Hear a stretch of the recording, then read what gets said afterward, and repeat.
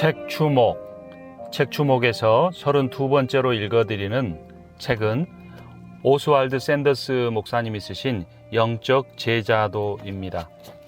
오스왈드 샌더스 목사님은 선교사로서 오랜 경력을 가지고 있고 개인 선교사만 아니라 선교회의 전체 리더를 오랫동안 이끌어 왔습니다. 그래서 영적 제자도에 관한 주제를 성경적으로 설명해 가면서도 많은 예를 선교사님들과 관련해서 들어주고 있습니다. 머릿말, 예수님이 세계 복음화를 염두에 두고 선택한 사람들에게 가장 먼저 주신 사명은 제자가 되라는 것이었다. 죽음에서 부활하시고 하늘로 승천하시기에 앞서 예수님은 제자들에게 다음과 같이 명령하셨다. 너희는 가서 모든 족속을 제자로 삼아 아버지, 아들과 성령의 이름으로 세례를 주고 내가 너희에게 분부한 모든 것을 가르쳐 지키게 하라. 내가 세상 끝날까지 너희와 항상 함께 있으리라. 이것이야말로 교회의 사명입니다. 이 사명을 받은 사람들을 제자라고 하며 신약 성경에 269회나 등장합니다. 반면 그리스도인은 단 3번, 신자라는 표현은 단 2번밖에 언급되지 않습니다. 그러므로 교회는 그리스도인과 신자를 만들려고 노력하지 말고 제자를 만드는 일에 힘써야 합니다. 제자라는 단어는 배우는 자, 학생이지만 예수님은 그 단어에 심오한 의미를 부여하셨습니다. 예수님의 말씀과 사도 바울의 표현에 근거하면 제자는 그리스도의 가르침을 받아서 그 가르침을 믿을 뿐 아니라 삶 속에 실천하는 학생 또는 배우는 자입니다. 제자는 스승의 관점과 생활 양식을 그대로 본받는 사람입니다. 요즘에는 제자로 성숙해가는 모습을 보이지 않으면서도 자신이 그리스도인이라고 자처하는 사람이 많습니다. 하지만 초대교회는 그러지 않았습니다. 언젠가 베드로는 이렇게 말했습니다. 우리가 모든 것을 버리고 주를 따랐나이다. 적어도 그 정도의 헌신과 충성심이 있어야 합니다. 일과 이상적인 제자. 구약의 맨 마지막 단어가 저주인데 반해 신약 성경의 첫 번째 마태복음의 설교가 복으로 시작한다. 너는 이것을 하라, 이것을 하지 말아라 라고 구약에서 명령했다면 신약에서는 제가 그렇게 하겠습니다, 제가 그렇게 하지 않겠습니다로 바뀌어진 것이다. 이것이 바로 복의 근원이다. 팔복에 대한 내용은 산상수훈으로 알려진 마태복음 5장부터 8장 사이에 나오는 예수님의 말씀이다. 예수님은 남에게 잘 보이려고 체면치레하는 세태에서 벗어나 고차원의 숭고한 삶을 살라고 말씀하셨다. 그분이 제시한 기준은 너무 높아서 어느 누구도 산상수훈의 말씀대로 살기가 불가능한 것처럼 생각된다. 사람들은 흔히 돈이 많거나 소유, 우환이 없거나 문제, 걱정이 없거나 마음, 건강하거나 몸, 이런 것들로 복의 기준을 생각한다. 하지만 예수님은 그러한 통념을 완전히 뒤집으신 새로운 복의 개념을 제시하셨다.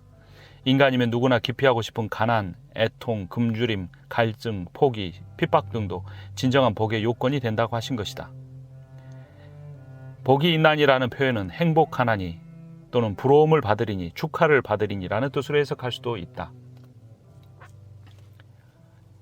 예수님께서 말씀하신 이 복의 4가지 특징은 첫 번째, 영적인 가난이다. 심령이 가난한 자는 복이 있나니 천국이 그들의 것이며, 자신이 부족하다고 여기는 사람은 행복하다라는 의미이다. 심령이 애통함, 애통하는 자는 복이 있나니 그들이 위로를 받을 것이며, 다른 말로 하면 회개하는 자가 복이 있다는 의미이다.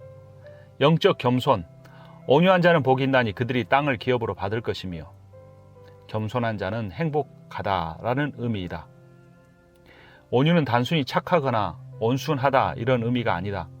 예수님은 온유하셨지만 온순하지 않으셨다. 예수님을 엘리야 또는 세례 요한으로 비유한 사람들의 생각을 비추어 보면 예수님은 소신 있게 자신의 사역을 감당하는 분이셨다.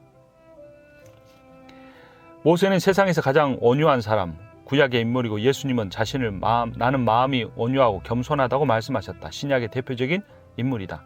하지만 모세나 예수님 모두 하나님의 뜻이 좌절될 위기에 처했을 때 두 사람 모두 다 의로운 분노를 폭발시키셨다. 온유함은 절대 줏대 없이 고분고분하다는 의미가 아니다. 영적 갈망, 의에 줄이고 목마른 자는 복이 있나니 저희가 배부를 것이며 간절하고도 열렬한 갈망을 가진 사람에게 약속된 것이다. 그 갈망은 단순히 행복해지기 위한 갈망이 아니라 의에 대한 하나님과 올바른 관계를 향한 절절한 갈망이다. 개인적인 4가지 특징에 이어 사회적인 4가지 특징이 나온다. 영의 궁휼함, 궁휼히 여기는 자는 복이 있나니 그들이 궁휼히 여김을 받을 것이요. 받을 자격이 없는 대상에게 은혜를 베풀어 주는 것이 궁휼이다. 마음의 청결함, 마음이 청결한 자는 복이 있나니 그들이 하나님을 볼 것이며, 즉 진실한 자는 행복하나니 라는 뜻이다. 마음이 깨끗하면 보는 눈이 깨끗해진다. 영의 화합 능력, 화평하게 하는 자는 복이 있나니 그들이 하나님의 아들이라 일컬음을 받을 것이며, 연합하게 만드는 자는 행복하다라는 의미다. 평화를 유지시키는 사람이 아니라 평화를 만들어내는 사람을 의미한다.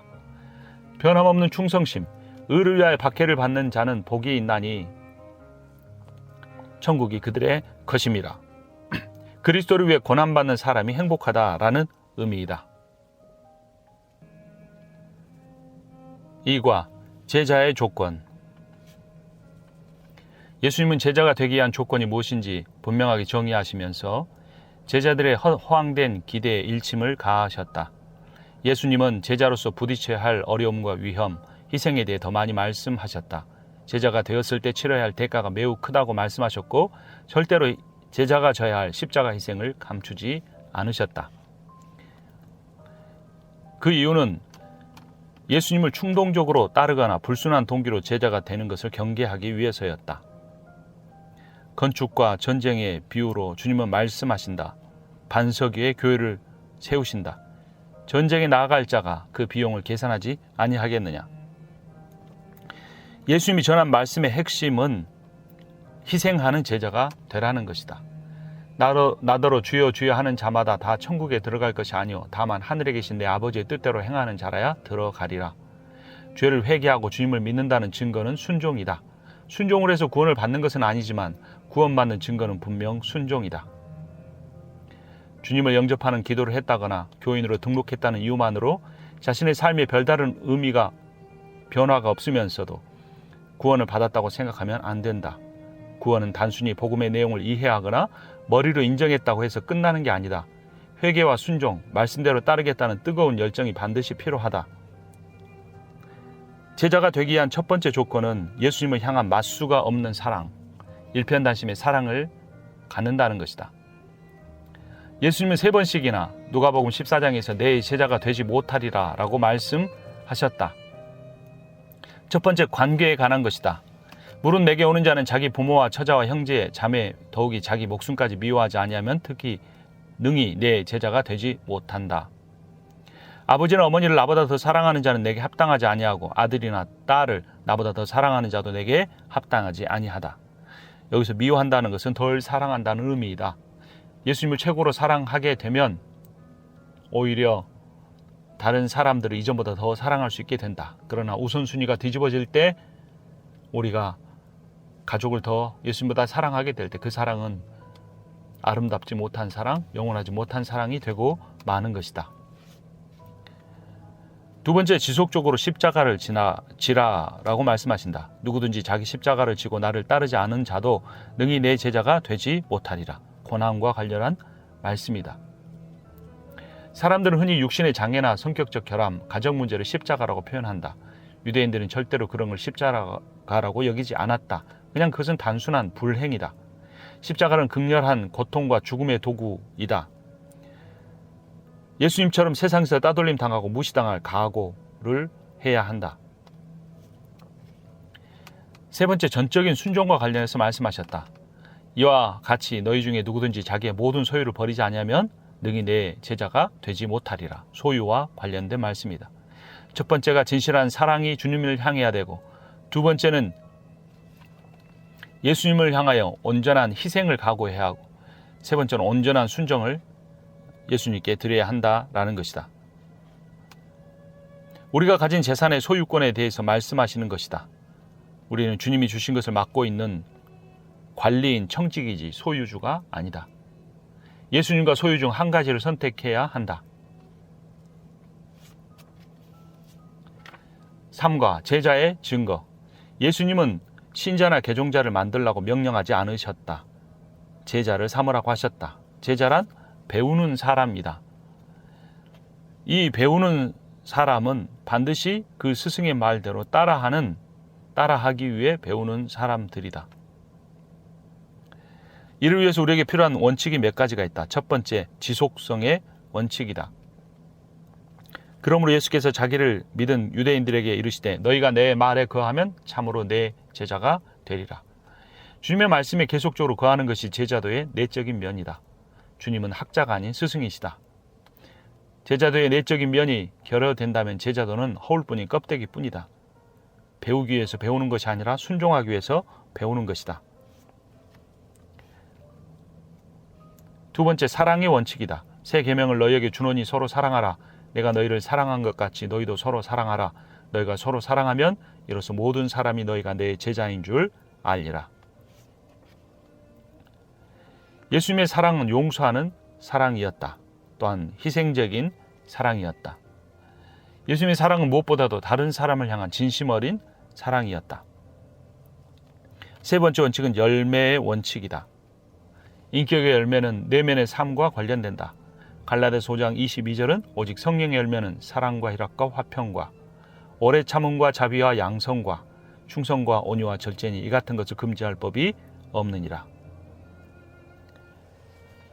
내적인 열매, 사역의 열매도 있다. 너희 눈을 들어 밭을 보라. 희어져 추수하게 되었도다. 거두는 자가 이미 삭도 받고 영생에 이르는 열매를 모으나니 이는 뿌리는 자와 거두는 자가 함께 즐거워하게 하려 함이라. 잃어버린 영혼을 추수하여 주님께 올려드리는 것이 제자의 가장 중요한 사명이다. 4과 제자의 시험. 제자가 된 후에도 수많은 장애 요인들이 앞을 가로막는다. 가로막는 것은 성급함이다. 한 사람이 이렇게 말했다. 주님, 어디로 가시든지 나는 따르리이다. 이 사람은 한순간에 뜨거운 열정이 사로잡혀 무조건적으로 주님을 따르겠다고 약속하려 했다.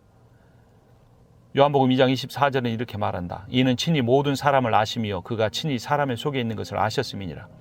예수님은 자신을 따르겠다고 말하는 그 사람의 진정한 동기를 알고 계셨다. 예수님은 그가 앞뒤 생각 없이 성급히 결정했다는 것을 아셨다.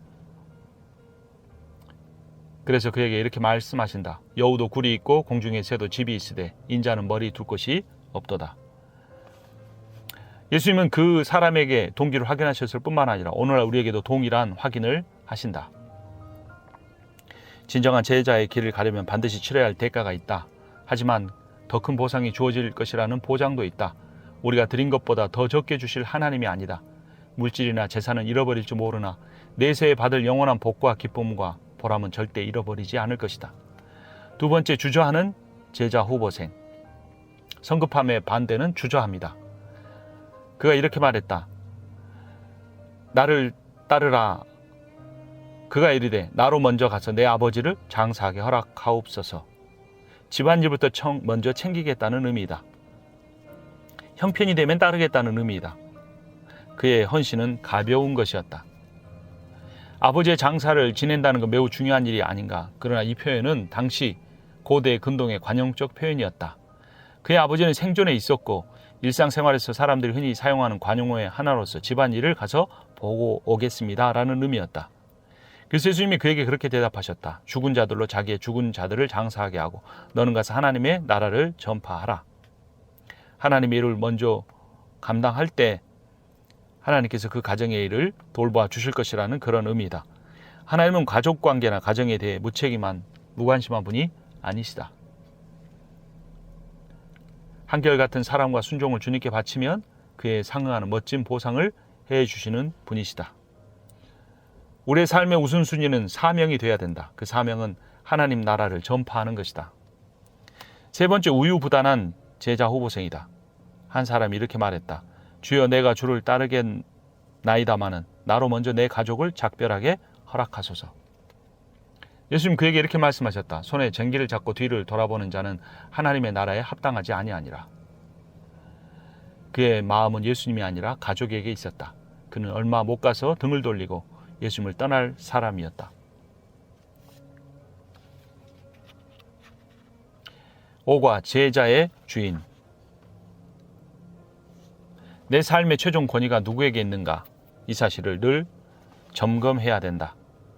주재권 구원, Lordship Salvation이라는 표현이 있다. 예수 그리스도를 구세주로 믿고 그분의 권위에 순종해야 구원을 받는다는 주장이다.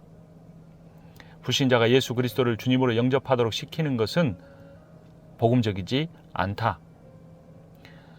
예수님의 구세주 되심과 주권을 별개로 생각하기 때문이다. 예수님을 구세주라고 교리적 사실을 믿었다고 구원받는 게 아니다. 실제로 나를 위해, 내 죄를 위해 돌아가신 예수 그리스도를 신뢰하고 자신을 맡기는 주재권이 형성돼야 구원을 받은 것이다. 나는 예수님을 구주로 영접하지만 예수님의 주권에 대한 문제는 나중에 생각해서 그분의 뜻에 따를지 아닐지를 결정하겠다 라고 말할 수 없다는 것이다. 그래서 예수님은 자신을 믿으라고 하지 아니하시고 자신의 제자가 되라고 하신 것이다. 제자는 교리를 고백하는 사람이 아니라 예수님을 따르고 동행하는 사람들이다. 그것을 위해 희생하는 사람이다. 예수님은 그런 이들을 향하여 이렇게 말씀하신다. 너희는 나를 불러 주여 주여 하면서도 어찌하여 내가 말하는 것을 행하지 아니하느냐. 수많은 군중이 예수님을 따랐지만 그들은 예수님의 말씀에 순종하지 않았기 때문에 제자가 될 수 없었다. 대부분의 이스라엘 백성들은 하나님을 다른 신들과 함께 숭배하고 있었다. 만약 내 삶에 돈이나 건강, 가족, 다른 어떤 것이 예수님의 자리를 대신 차지하고 있다면 그것이 바로 다른 주이고 우상이다. 그의 신앙은 가짜이다. 교회의 모든 일과 교인들의 전 삶의 궁극적 권위를 가지신 분이 예수님 한 분이셔야 한다. 예수님의 주권이란 무엇을 의미할까? 예수님께 전적으로 순종하게 된다는 것이다. 너희 마음에 그리스도를 주로 삼으라. 그는 죽은 자와 산 자의 주가 되려 하심이라. 주님의 뜻이 하늘에서 이루어진 것 같이 우리의 삶에서 땅에서도 이루어지기를 우리가 기도하며 예수님을 따라야 한다. 이런 순종이란 우리의 권리를 완전히 주님께 내어드린다는 의미이다. 주재권만 아니라 소유권도 인정해야 한다. 내가 주님의 종이 될 때 내가 가진 모든 것은 다 주님의 것이다. 6과 제자의 동역자. 성령은 우리의 목적을 위해 이용할 수 있는 단순한 힘이나 영향력이 아니라 인격이시다. 일상의 삶 속에서도 그분을 인격으로 존중하고 인정해야 한다. 성령은 우리의 삶의 모든 영역에서 역사하는 분이시기 때문이다. 예수님은 세상을 떠날 때가 되었다고 말씀하시면서 보혜사가 오실 것이라고 약속하셨다. 우리는 그 보혜사 성령에 대해서 얼마나 알고 있는가? 그분은 성부와 성자와 동일한 사랑과 존귀를 받으실 대상이시다. 우리를 날마다 도와주시고 삶에 힘을 주시는 분이시다. 성령은 정확히 예수님과 같은 분이시다. 하나님 나라의 거대한 사역을 이루기 위해 성령께서 이 땅에 내려오셨다. 예수님의 목적이 하나님 아버지를 영화롭게 하기 위함이었던 것처럼 성령의 목적은 예수님을 영화롭게 하는 것이다. 7과 제자의 섬김. 예수님의 본을 보이기 위해 일부러 행동하신 일들이 많다. 예수님은 제자의 발을 씻어주셨다. 그리고 내가 주인이 내가 종이 되어 너희 발을 씻은 것처럼 너희도 다른 사람의 발을 씻어주라고 말씀하셨다. 이 세상에서 하나님처럼 인간을 지속적으로 섬기는 존재는 아무도 없다. 하나님은 모두를 섬기시기에 모두를 통치할 수 있다. 그래서 예수님이 이렇게 말씀하셨다. 너희 중에 누구든지 크고자 하는 자는 너희를 섬기는 자가 되고 너희 중에 누구든지 으뜸이 되고자 하는 자는 모든 사람의 종이 되어야 하라.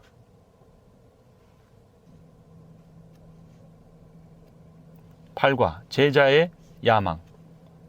영어로 야망을 뜻하는 ambition은 라틴어에서 파생한 단어이다. 목적한 바를 손에 넣기 위해 양쪽을 바라본다라는 다소 부정적 의미이다. 세상적 야망이 그렇다. 인기, 권력, 부에 대한 야망이 가장 크다. 그러나 이런 것들을 제외한 모든 야망이 비난을 받아야 하는 것은 아니다. 예수님께서 나에게 주신 그 목적을 이루고자 하는 야망은 우리에게 꼭 필요한 것이다.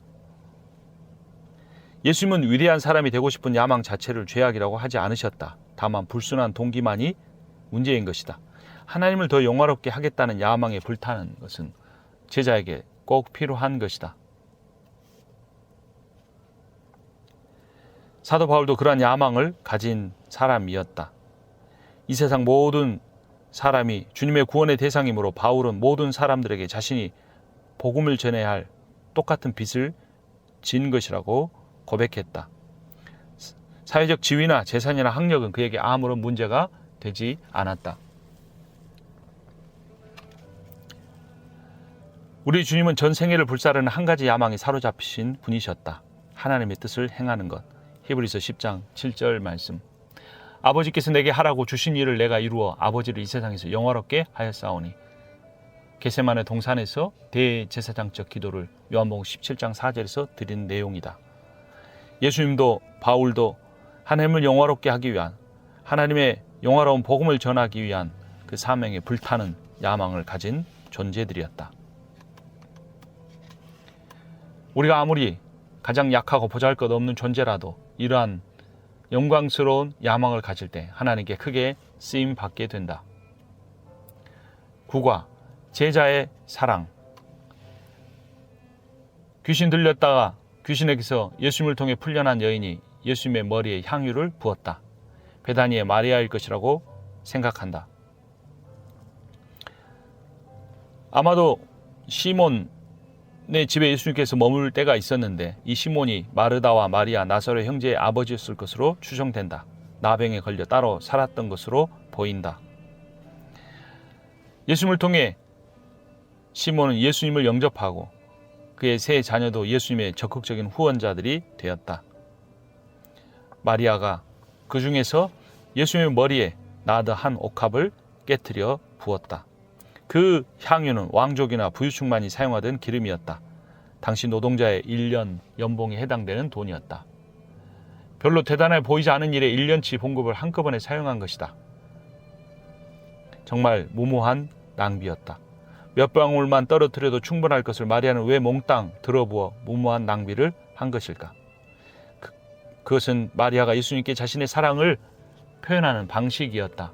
뿐만 아니라 예수님께서 자신의 생명을 내어주어 자신을 구원하고 온 인류를 구원할 것이란 죄인들을 위하여 자신의 목숨을 내어놓으시는 거룩한 낭비의 예수님의 모습을 자신이 가진 전 재산을 털어 부음으로써 많은 사람들에게 알린 것이다.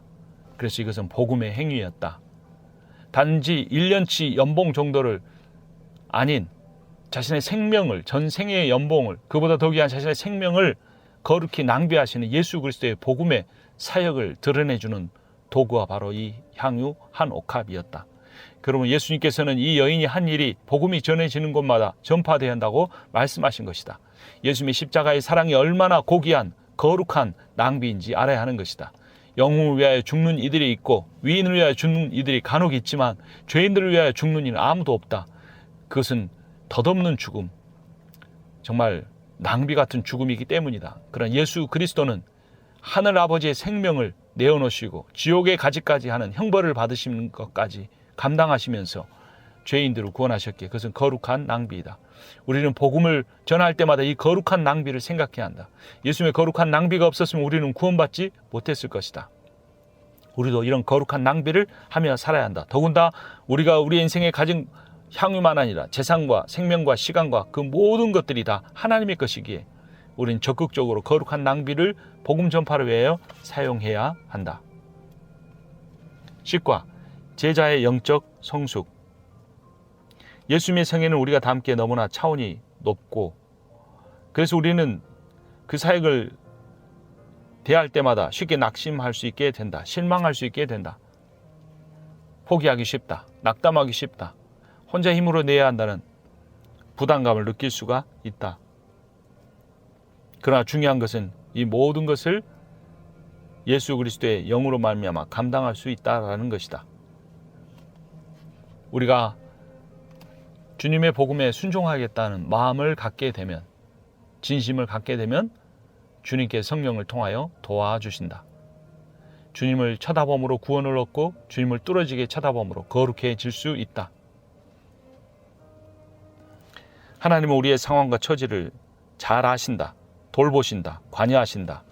필요한 능력을 부어주신다. 아프고 힘든 만큼 성숙해진다. 아무런 고통도 없다면 우리는 영적인 어린아이로부터 벗어날 수가 없다. 숙명론자들은 어떤 일이건 인간의 힘으로 피할 수 없다라고 포기해버린다. 금욕주의자들은 인간의 힘으로 어찌할 수 없으니 그냥 최악의 상황도 개의치 말라라고 말한다.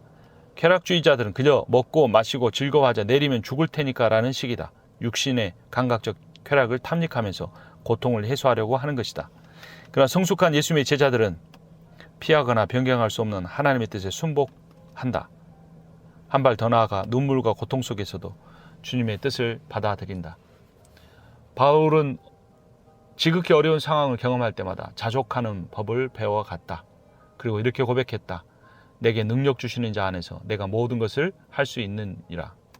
풍족한 상황이든 빈곤한 상황이든 건강한 상황이든 병약한 상황이든 예수 그리스도 안에 있으면 그분의 뜻으로 말미암아, 그분의 능력으로 말미암아 모든 것을 감당할 수 있다. 11과 제자의 올림픽. 신약의 50곳이 넘는 곳에서 복음을 전하는 제자의 삶을 운동 경기에 비유한다. 필수적인 훈련이 필요하다. 육체의 연단은 약간의 유익이 있으나 경건은 범사에 유익하니 금생과 내색에 약속이 있느니라. 이기기를 다투는 자마다 모든 일에 절제하나니 그들은 썩을 승리자의 관을 얻고자 하되 우리는 썩지 아니할 것을 얻고자 하노라. 선수들은 경기에 나가기 전에 합숙 훈련을 한다. 일체의 욕구나 오락을 자제하고 식사를 조절하고 신체에 필요 없는 지방도 제거한다. 생활을 소박하게 하고 음식을 절제한다. 승리의 올개관을 목표로 뛰는 선수들은 함부로 살거나 방종하지 않았다. 바울은 이런 선수의 삶을 디모데전서 4장 7절에서 이렇게 비유하며 연단이라는 표현을 쓴다. 연단에 해당되는 단어는 짐네지엄인데 현재 체육관을 의미한다. 근육을 단련시키고 호흡을 고르고 유연성을 얻는 장소가 체육관이다. 그리스도인이 연단 받아야 한다는 것은 고난과 환난과 어려움과 훈련을 통해 이렇게 선수가 받는 최고의 훈련을 받아들인다는 의미이다. 운동장에서 다름질하는 자들이 다 달릴지라도 오직 상을 받는 사람은 한 사람인 줄 너희가 알지 못하느냐? 너희도 상을 받도록 이와 같이 다름질하라. 인생은 100m 달리기가 아니고 32.19의 마라톤 경주이다. 히브리서 12장 1절은 인내로서 우리 앞에 당한 경주를 감당하자라고 그래서 말한다. 경기하는 자가 법대로 경기하지 아니하면 승리자의 관을 얻지 못할 것이다. 선수들이 최우선적으로 해야 할 일은 경기의 규칙을 습득하는 것이다. 그 규칙은 신약 성경이다. 나는 선한 싸움을 싸우고 나의 달려갈 길을 마치고 이 믿음을 지켰으니라. 디모데후서 4장 7절 말씀처럼 우리 하나님 말씀을 붙들고 끝까지 선한 싸움을 감당해야 한다. 갈라디아서 5장 7절을 보면 너희가 다름질을 잘하더니 누가 너희를 막아 진리를 순종하지 못하게 하더냐. 결승점을 향해 달려가지 못하도록 우리를 경주에서 이탈시키려는 세력들이 많이 있다. 그러나 우리는 끝까지 달려가야 한다. 히브리서 12장 1절을 보면 이러므로 우리에게 구름같이 둘러싼 허다한 증인들이 있으니 모든 무거운 것과 얽매이기 쉬운 죄를 벗어버리고 인내로서 우리 앞에 당한 경주를 하자. 빌립보 3장에서 바울은 이렇게 말한다. 형제들아 나는 아직 내가 잡은 줄로 여기지 아니하고 오직 한 일 즉 뒤에 있는 것은 잊어버리고 앞에 있는 것을 잡으려고 표대를 향하여 그리스도 예수 안에서 하나님이 위해서 부르신 부름의 상을 향하여 달려가노라.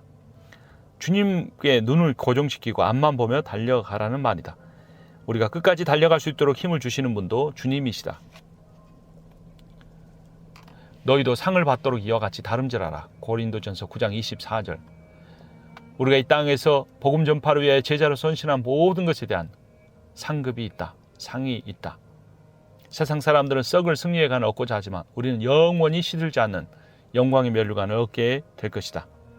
디모데후서 4장 8절 이제후로는 나를 위하여 의의 면류관이 예비되었으므로 주 곧 의로우신 재판장이 그날에 내게 주실 것이며 내게만 아니라 주의 나타나심을 사모하는 모든 자에게 도니라. 바울은 그가 고백한 것처럼 오직 그리스도만을 바라보며 수십 년을 달려왔다. 그는 노인이 된 때까지 이렇게 고백했다. 내가 내 몸을 쳐 복종하게 함은 내가 남에게 전파한 후에 자신이 도리어 버림을 당할까 두려워함이로다. 고린도전서 9장 27절. 나이가 들어 노인이 되어도 젊었을 때와 똑같이 죄의 유혹에는 여전히 약하다. 세상은 여전히 어둡고 사탄은 여전히 잔악하다라는 사실을 잊지 않아야 한다. 사도 바울도 버림을 당할까 두려워했는데 우리는 우리의 삶을 얼마나 두려워하며 제자의 삶을 감당하고 있는가. 12과 제자의 긍휼. 우리는 누가 구원을 받을지 알지 못한다. 그러므로 우리는 누구에게나 어느 시대에나 예수 그리스도의 복음을 전하는 제자의 사명에 대해 최선을 다해야 한다.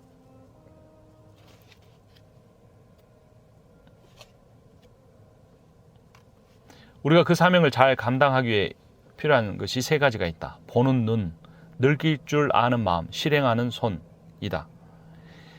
우리에게는 주변에 있는 사람들의 영적인 필요를 볼 수 있는 눈이 필요하다. 예수님은 자신을 따르는 많은 군중을 목자 없는 양들로 보고 긍휼히 여기셨다. 눈만 아니라 영적인 필요를 느낄 수 있는 마음이 있어야 한다. 긍휼이다. 단순한 동정이 아니다. 긍휼, 컴패션이란 단어는 함께 고통을 받는다는 심패티에서 나왔다. 공감한다는 의미인 것이다. 예수님은 공감의 천재셨다. 십자가를 지기 위해 예루살렘 성에 가까이 오시며 성을 보시고 우셨다. 자신의 죽음 때문이 아니라 사람들이 당할 고난을 자신의 마음에 품으신 것이다. 사도 바울 역시 이렇게 고백한다. 여러분이 일깨어 내가 3년이나 밤낮 쉬지 않고 눈물로 각 사람을 훈계하던 것을 기억하라. 사도행전 2장 31절 말씀. 우리도 예수님과 사도 바울과 같은 마음을 가지고 있는가? 긍휼을 표현하는 최고의 길은 긍휼 어린 행동을 하는 것이다. 그렇지 않으면 긍휼은 한낱 싸구려 감상일 뿐이다. 13과 제자의 기도 생활. 무기 중에 기도는 하늘에 있는 악의 영들에 대항할 수 있는 가장 강력한 무기이다.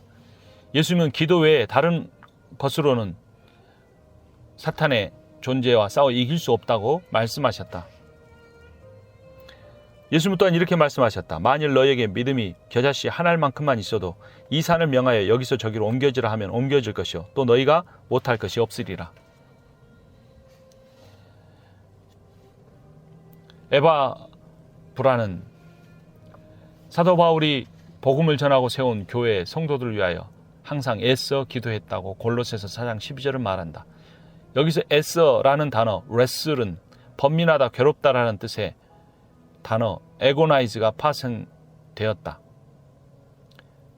녹초가 될 때까지 일하는 사람, 트랙에서 사력을 다해 뛰는 사람, 피땀 흘려 노력하는 사람, 목숨 걸고 싸우는 군인에게 사용되는 의미다. 이처럼 기도는 영적 전투이다. 기도자는 영혼의 투사이다. 14과 제자의 권리. 그리스도인이 가진 유일한 권리는 자신의 권리를 포기할 권리이다. 바울은 이렇게 말했다. 모든 것이 내게 가하나 다 유익한 것이 아니오. 모든 것이 가하나 모든 것이 덕을 세우는 것이 아니다. 모든 것이 내게 가하나 내가 무엇에든지 얽매이지 아니하리라. 사도 바울은 자유를 얻었다. 진리이신 예수 그리스도를 만났기 때문이다. 하지만 그 자유를 함부로 사용하지 않았다. 다른 사람을 유익하게 하고 공동체에 덕을 세우고 자신이 그 행동을 함으로 자신과 다른 사람이 얽매이게 되지 않기 위한 것을 더 중요하게 여겼기 때문이다. 바울은 이어서 말했다. 내가 모든 사람에게 자유로우나 스스로 모든 사람에게 종이 된 것은 더 많은 사람을 얻고자 함이라. 고린도전서 9장 19절 말씀. 15가 제자의 본보기. 예수 그리스도를 알고 싶어하는 사람들에게 우리가 그분의 성품을 보여주는 수단이 될 수 있다. 얼마나 흥분되는 일인가. 제자는 본이 되는 삶을 살아감으로써 사람들에게 예수님이 얼마나 좋은 분인지 보여줄 수 있다. 바울은 디도서 2장 10절에서 이렇게 말했다. 이는 범사에 우리 구주 하나님의 교훈을 빛나게 하려 함이라. 빛나게라는 단어가 킹 제임스 번역서에서는 adorn이라고 되어 있다. 꾸미다, 매력적으로 하다라는 뜻이다. 보석상이 구매자들의 눈길을 끌기 위해 최대한 아름답고 화려하게 보석을 진열하는 데 사용하는 단어이다. 이것이 우리의 특권이다. 예수 그리스도의 복음을 정말 아름답고 찬란하게 빛나게 영광스럽게 만들어야 한다. 선포해야 한다. 그런 찬란한 빛은 세 가지 열매를 통해 나타날 수 있다. 첫 번째, 사랑이다. 성령으로 인해 우리 마음에 부어주신 하나님의 사랑을 전파하는 것이다. 화평이다. 불안이나 두려움이 없는 사랑을 전파하는 것이다. 내적인 평안과 고요함을 우리의 인격과 삶을 통해, 말을 통해 드러내줄 수 있다.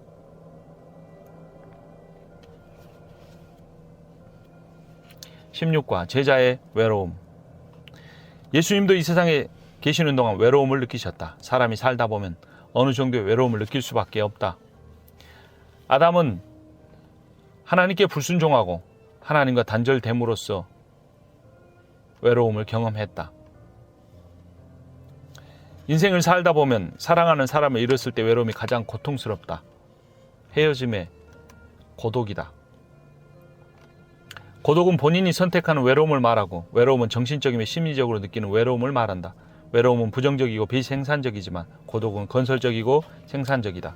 예수님은 새벽 미명에 제자들과 떨어져 고독한 자리에서 하나님께 기도를 드렸다. 외로움을 느끼는 사람은 자신에게 변화가 필요하다는 사실을 깨달아야 한다. 외로움을 떨쳐버리기 위해 우리에게 가장 필요한 것은 사람을 만나는 것이 아니라 기도하여 변함이 없으시고 신실하신 하나님을 더 깊이 교제하는 것이다. 정신없이 바쁘게 지낸다고 마음의 공허함이 채워지지 않는다. 환경을 바꾸면 문제만 복잡해지는 것이다. 일회용 밴드를 붙이는 것과 같다. 그러나 하나님과의 깊은 교제는 영원한 해결책이 된다. 주님이 외로워하는 당신과 함께 계신다는 사실을 믿으라. 외로움 자체는 죄가 아니다. 외부적 상황이 바뀔 수 없다면 당신의 마음가짐을 바꾸어보라. 자신을 자책하지 말라. 고백하지 않은 은밀한 죄가 있다면 정직하게 하나님께 고백하라. 당신의 감정과 고민과 문제를 은혜로운 주님께 말씀드리라. 그래도 해결되지 않은 문제는 그대로 안고 살아가는 법을 배우라. 결코 자기 연민에는 빠지지 말라. 문제의 상황이 바뀔 가능성이 없다면 부딪혀 싸우는 대신에 있는 그대로 받아들이는 것이 지혜롭다. 17과 제자의 인생 역전. 하나님의 능력은 막강하시지만 우리는 너무나 연약하다. 그분이 창조주이시고 우리는 피조물이기에 우리 연약함을 전능하신 주님께, 창조주께, 토기장님께 맡길 때 우리의 삶은 놀랍게 변화될 수 있다. 흙의 가치는 토기장의 머릿속에 있는 형태를 따라 빚어지고 만들어지는 능력에 달려있다. 똑같은 흙인데 어떤 토기장의 손에 잡히느냐에 따라 엄청나게 가격이 달라진다. 온 우주를 창조하신 토기장이신 하나님께 자신을 맡겨보라. 자신의 삶이, 존재가 달라질 것이다. 18과 제자의 재신임. 사탄은 형제를 참수하는 자이다. 거짓의 아비이다. 죄책감을 유발하고 절망과 좌절감에 빠져들게 한다. 사탄은 언제나 하나님 앞에 우리를 고소할 거리를 찾는다. 사람들 앞에 우리의 신뢰를 땅에 떨어뜨릴 거리를 찾고 있다. 하나님 왜 이런 사탄의 활동을 허락하신 걸까? 그것은 우리 안에 시작하신 일을 완성하기 위해서이다. 우리가 이런 하나님의 섭리 가운데 구원에 이르려면 어떻게 해야 할까? 사탄이 고소할 때, 참소할 때 내가 그런 죄를 지었음을 시인하라. 그리고 하나님의 아들 예수 그리스도의 피가 나를 모든 죄에서 깨끗하게 하실 것이라고 선포하라. 당당하라. 19과 제자의 능력. 하늘로 승천하시기 전 예수님은 제자들에게 성령의 능력을 받기까지 기다리라고 말씀하셨다. 제자들은 순종의 고순절날 드디어 성령을 받았다. 사도행전 2장 4절 그들이 다 성령의 충만함을 받고, 성령은 감정적 체험으로만 임하시는 분이 아니다. 사람의 의지를 초월하는 신비로운 존재도 아니고 전기와 같이 인간이 이용할 수 있는 물리적 힘도 아니다. 성령은 삼위 하나님의 한 분이시고 성부 하나님과 성자 하나님과 동일한 능력과 권위가 있으신 분이며 사랑과 예배와 순종을 받으셔야 할 분이시다. 성령이 우리에게 임하시면 우리에게 권세가 임한다. 권세는 헬라어 듀나미스로 능력, 힘, 에너지를 의미한다. 우리의 인생을 바꾸고 우리가 제자에 살아갈 수 있는 능력을 성령을 통하여 얻을 수 있다. 이식과 제자의 소망.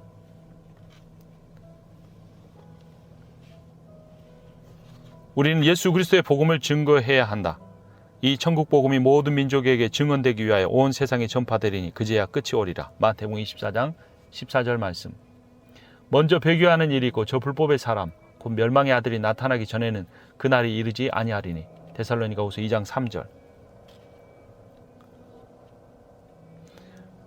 예루살렘은 이방인의 때가 차기까지 이방인들에게 밟히리라. 누가복음 21장 24절. 이제 예수님이 재림하실 때가 되었다. 앞에서 읽은 성경 구절들은 전도의 증거, 종교적 증거, 유대인의 회복의 증거를 통해 예수님 오실 때가 가까웠음을 알려주고 있다. 무엇보다도 예수님의 복음이 모든 민족에게 전해질 때까지 예수님은 재림하지 않으신다. 우리가 선교에 힘써야 할 이유가 그들의 영혼을 구원하기 위해서뿐만 아니라 예수님의 재림을 앞당기기 위해서이기도 한 이유다. 그리스도의 신부로서 교회가 준비되어야 한다. 예수 그리스도의 재림 전에 그리스도의 신부가 거룩해져야 한다. 교회의 신부가 자신에게 맡겨진 사명을 감당해야 한다. 사탄의 견고한 진은 마침내 무너질 것이고 예수 그리스도께서 최종 승리를 쟁취하실 것이다. 우리 세대에 이루어질 수도 있다. 책 주목에서 32번째로 읽어드린 책 영적 제자도였습니다. 20과의 모든 책의 내용이 신약성경을 잘 요약해 주었습니다. 요약하면 제자의 삶이란 결코 교리적인 고백을 하거나 교회에서 종교 생활을 하는 것만이 아니라는 것입니다. 제자는 예수님의 말씀을 배우고 그 말씀을 따라 살고 예수님의 생활 방식과 인격을 받아들여 그러한 삶을 살아가는 사람들입니다. 여러분과 제가 모두 다 이런 예수님의 제자의 삶을 살며 예수 그리스도의 복음을 영화롭게 하는 삶을 사시기를 주님의 이름으로 축원합니다.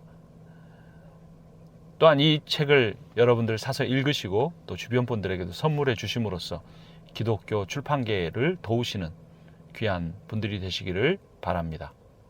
책 주목이었습니다.